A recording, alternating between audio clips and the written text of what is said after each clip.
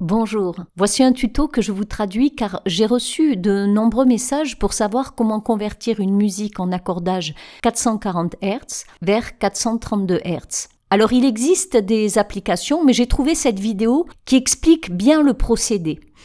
Si vous n'avez jamais utilisé Audacity, vous trouverez beaucoup de tutos sur YouTube qui vous expliquent comment importer et exporter une piste. J'espère que cette traduction vous aidera et j'en profite aussi pour remercier du fond du cœur toutes les personnes qui m'ont écrit pour mon album de jazz en 432 Hz et toutes les personnes qui me font des dons. Cela m'aide énormément. Une gratitude infinie à vous toutes et à vous tous. Je suis actuellement en train de préparer un nouvel album de musicothérapie énergétique dont je vous parlerai bientôt. En attendant, je vous souhaite le meilleur. Bien à vous et encore 1000 merci. À bientôt. C'est un complément du tutoriel 440 Hz à 432 Hz que j'ai fait et dans ce tutoriel je vous montrerai à la fois l'extrait du processus que j'ai précédemment montré et le nouveau que j'ai découvert en glissant l'extrait dans l'étirement glissant qu'Audacity possède. Et je ne connaissais pas cette autre façon de faire lorsque j'ai fait le tutoriel initial avant. Et la façon dont je l'ai découvert, j'ai envoyé un post en leur demandant d'améliorer la version actuelle du processus. Et l'un des membres de leur personnel m'a fait remarquer qu'ils avaient déjà un procédé de meilleure qualité appelé le module étirement glissant. J'ai essayé cette fonction et j'ai constaté qu'elle permettait une conversion de bien meilleure qualité que la fonction changer la hauteur. Commençons donc à le convertir. Bon, comme vous pouvez le voir dans le coin supérieur droit, il y a l'accordeur usuel qui nous dira dans quelle fréquence la piste est jouée. Ouvrons notre piste dans Audacity.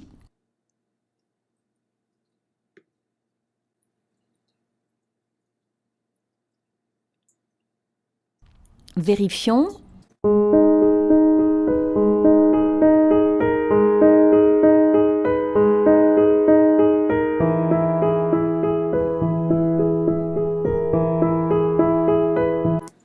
Comme vous pouvez le voir, c'est accordé en 440 Hz. Alors convertissons-le en 432 en utilisant la méthode habituelle de changement de hauteur. Nous allons aller dans Effets, changer la hauteur. Et nous l'avons fait après avoir sélectionné toute la piste.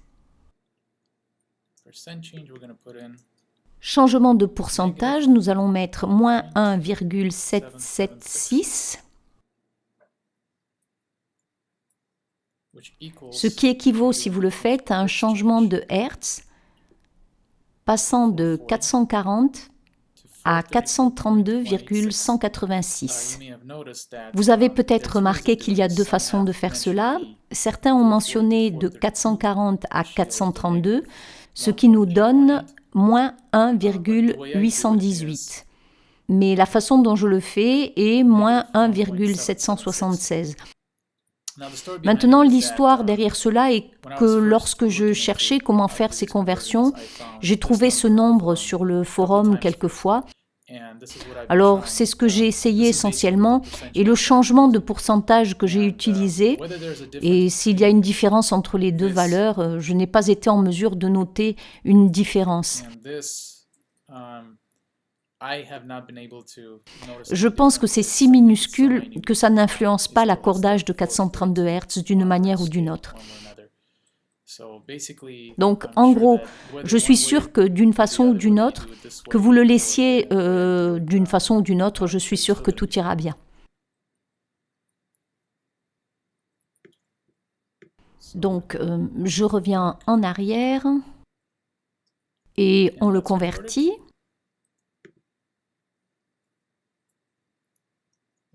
Vous pouvez voir à quelle vitesse ça s'est converti. Maintenant, passons à 432 Hz. On va mettre l'accordeur sur cette fréquence.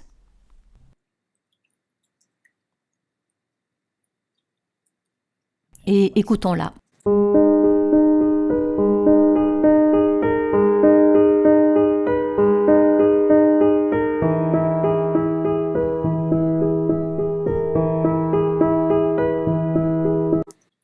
Et voilà, c'est en 432.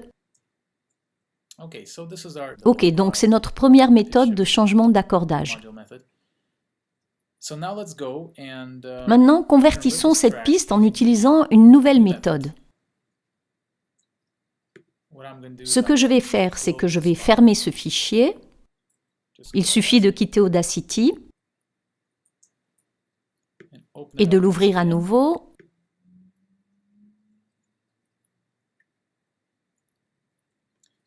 Pour le bénéfice de ce tutoriel, nous allons une fois de plus tester cette fréquence initiale.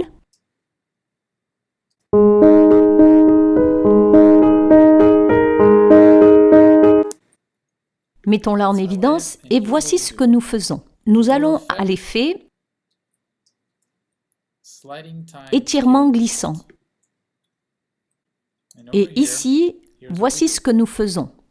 Dans la première case initiale et dans la deuxième case finale, nous tapons la même chose.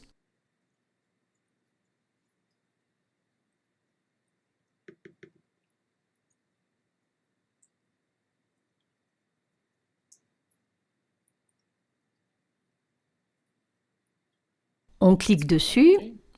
OK.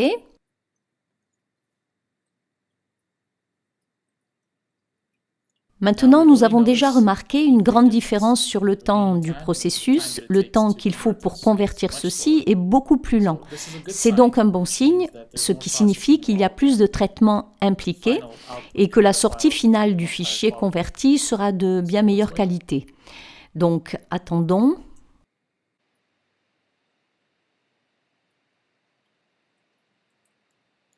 OK, le fichier est converti. Maintenant, testons-le en allant sur l'accordeur en 432 Hz.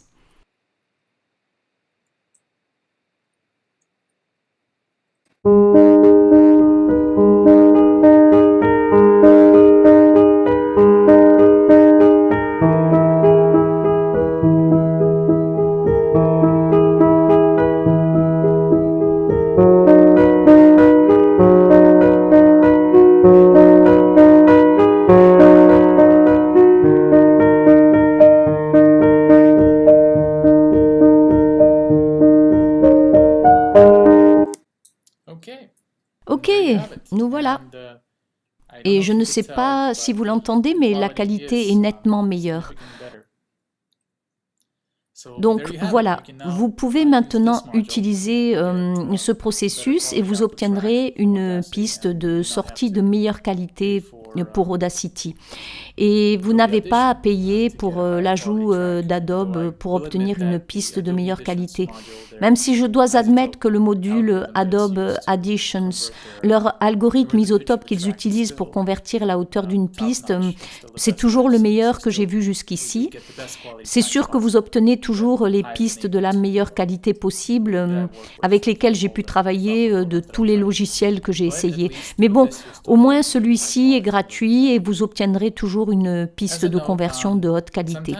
Il est à noter que parfois, lorsque vous convertissez une piste, il arrive qu'après la conversion, le volume de la piste n'est pas toujours de bonne qualité. Donc, ce que je suggère de faire dans le cas où cela se produit est de normaliser les pistes.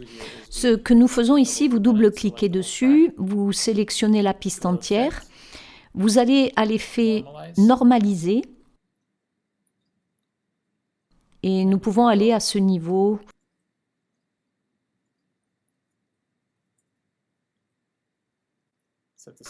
De sorte qu'il soit aussi proche que possible du pic le plus élevé. Mais ça n'est pas le cas ici, donc c'est bon. Je vais cliquer dessus, OK. OK. Très bien.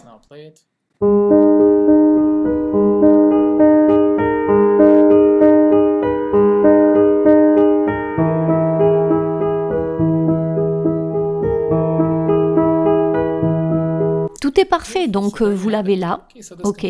Donc cela conclut ce tutoriel. Si vous avez des questions, n'hésitez pas à me contacter. Mon email est freeyourmind432@gmail.com. J'apprécie toujours les commentaires ou les questions que vous pouvez m'envoyer. Très bien. Alors merci beaucoup d'avoir regardé et prenez soin de vous. Au revoir.